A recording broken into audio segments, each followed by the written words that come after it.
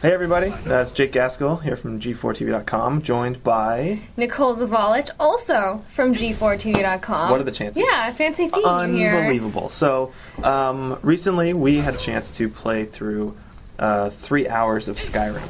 Yes. It was actually the first time I'd actually played it. Myself as well. So, I hadn't played it yet, missed it up at all the cons, so... Yep, it was on display. It's kind of our final playthrough before the game goes gold and is released November 11th. It's coming up. Yeah, so as you can see there, you can use your ice arrows, like Link has, to freeze bunnies. And you can also use that freezing power on bears. On bears, apparently. Now, see, when we played, we started 45 minutes into the game, so we had very limited magic powers. I hadn't used ice yet. Oh my god, what? It's like an elk. I know, it's some kind of tree demon. Elf tree demon. Yeah, which I guess the axe would be a good... Okay, but it's like a wind axe. Yeah, I'd probably go with fire against the tree. Yeah. That's me. But see, and you should have fire because you start out with fire, and is that what the magic you used was? Yeah, I think we both, kind of start out with, there's fire and then healing and a couple of those other things. So the thing I found that's hilarious and is kind of crazy is how you can make these kind of different combinations between weapons, powers. You can put stuff in both hands. So at one point I was basically dealing fire with one hand and healing myself with the other. So, but didn't you feel like your mana bar or whatever that bar is in this game kept like running out? It went down a little bit. I mean, we were level 1. We were very. Oh man, so I went into caves and was surrounded by enemies, and so I would have fire in one hand and a sword in the other, and then I would just deal as much damage as I could, run away. Oh yeah, running away. Like a coward, yes. Hide. Then I would take out my magic. My healing, rather, and then I would heal, and then I would hide some more, and then I would go back and continue. Early on, it's a lot about hiding. It's a lot of hiding and walking is going to be... Well, all 3 hours were walking and hiding for me. It was probably 2 hours and 48 minutes of walking, maybe, and then the rest was just crazy action. Which is not fair. Right. That's not accurate ratio, but you will definitely be... But it is an accurate ratio, but that's not a bad thing. Yeah, exactly. It's like any of the Fallouts or Elder Scrolls, like that really is about being in the world. Yeah. And you're not walking, like, twiddling your thumbs. You're walking, twiddling your fire, and you're killing wolves and bunnies. But then that's the thing, too, is that you're taking in this gorgeous environment. Just kind of walking around, just listening to the sounds of nature, the rivers running, and the birds chirping, and all of that stuff. And, of course, dragons coming out of the sky to burn you to death. Right, so that's kind of like the premise of Skyrim, is that you are dragonborn.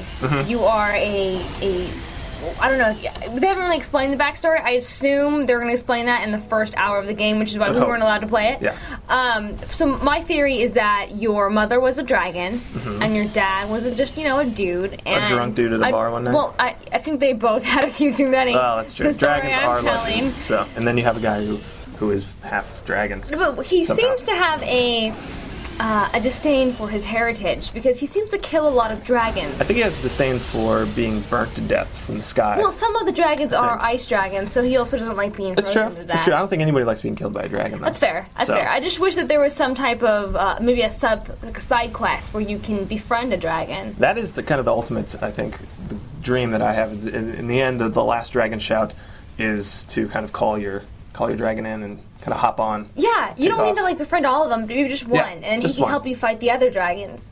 That would be pretty insane. I basically try to make every game I play a Disney movie. Oh, okay. So that makes a lot more sense now. Yeah. So, apparently, we just saw a chicken be brought back to life. I guess, can you use your healing powers to heal others? I don't know, and it looked like almost it was either brought back to life or it was sacrificed with ice. It's a little bit unclear as to what exactly was happening with the chicken. Because we both did a similar mission at the Mage College, back to college, guys. Again, exactly. So at the Mage College, we both did the same mission, but we did it differently. I was tasked with performing a special fire attack, and I upgraded my fire spell, but you had a healing spell. I had the healing spell. So wasn't that spell to heal others?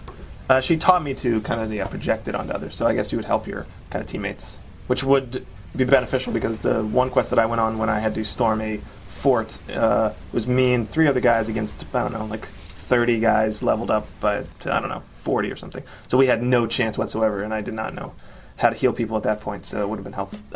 So I think that's the thing too. Is speaking of cities, we're going to be taking a look at some cities now. We're going to try. They really do look alive. Like they actually feel alive. You're walking through the town. There's great ambiance. There's great design and everything. The taverns feel alive. There's people in there. Not quite as I don't know.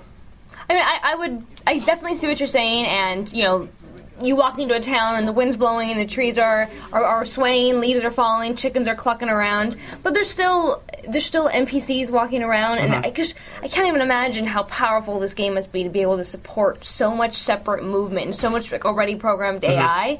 That you have fire. Look at how good that fire looks. It's really it good looks fire. like fire. Yeah. Look at that horsetail. And just seeing like the mountains, basically knowing that you can go to the top of that mountain. You're looking up and you see that. You look down at the leaf and it's there. Through our playthrough, we didn't really come across a lot of stuttering. It kind of held up. Yeah, there were no texture pops, which is weird because I'm playing a lot of games right now that are retail games that have been out for a while, and there are texture pops. Whereas with this game, we're playing like a 2-month out build, and it's this powerful, and still we don't have those kind of problems. Yeah, it's certainly impressive from top to bottom, and I think, and that's the thing. I've never played in the Elder Scrolls. I'm not a big. I like the idea of fantasy, and I want to get into it, and I've always wanted to be interested. Just never got into it, and finally getting a chance to kind of sit down and spend not nearly enough time. I mean, it's not even. It was a tease. It's going to be at least 300 hours of gameplay easily. So it was a tease, but it was great to be in there. So when I played Oblivion, my problem with it was that I felt like 40% of the game in the menus, and I definitely like customization and like being able to switch between weapons and armor and all that stuff. But I just felt like I spent too much time looking at parchment paper. So this game, which there are. Thousands of books, by the way. Just so you will be 2,992 or something. Good. How many books you can find, That's and good. each one has 8 pages you can read. But with Skyrim, I felt like I didn't need to spend that much time in the menus. I could. I definitely had that option, but there was so much more at my disposal without having to go through menu screens that I didn't need to spend time there, and I could spend more time in Skyrim. Yeah, and they've done a really good job. Obviously, we've seen it a bunch with the how they've kind of laid out the UI for the menus, and you have the right hand is your weapons, left hand is your magic. You look down and it's the map, and you look up and it's in the stars, and you see your skill tree and stuff, which is incredibly daunting. If you're we didn't have time to kind of sit there and soak it all up. I tried. I spent a solid 7 to 10 minutes trying to figure out what to use my one skill point in, and I had no idea. Yeah, I just threw it into something I don't even remember. Maybe health. Purple stars. Something. Yeah, that looks Purple good. stars. First purple star to the left. Got it. I'm a Virgo. Which one do I pick? I don't know. What is that? Is that a goat? I don't know what Virgo is. Constellation. No, Virgo. obviously. Oh, okay. It's like a girl with a bucket. I actually don't know. It's not really relevant. No, so I'll not. cut that out. Done. Okay. Going back.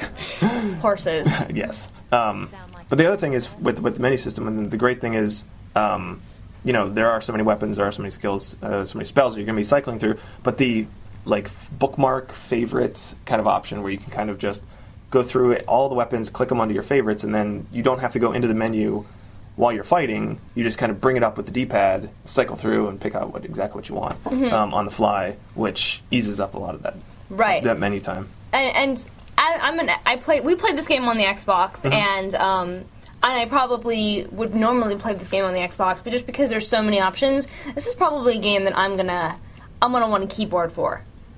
I could see that. Just as a personal preference, I want to be involved in this game, and I want to have more options than X, Y, A, B, or triangle, square, X, circle. I can see that, but I don't think anybody's going to be wanting for options or stuff to do in this game. I didn't even know there was food making. You could be a chef. Why? You can go in. I don't know. I went into a person's house, and there was the big hearth there, and there was food on the thing, and it was like, what do you want to make? And it had all these different recipes, and you have to go find ingredients and make stuff, and it has, And you get XP and you can make potions, you can make health things, help you. Oh, that's all sorts amazing. of stuff. I didn't even know that was it, though. Walked into some random house. There's 50 hours of gameplay right there just with cooking. Christ. So, yeah.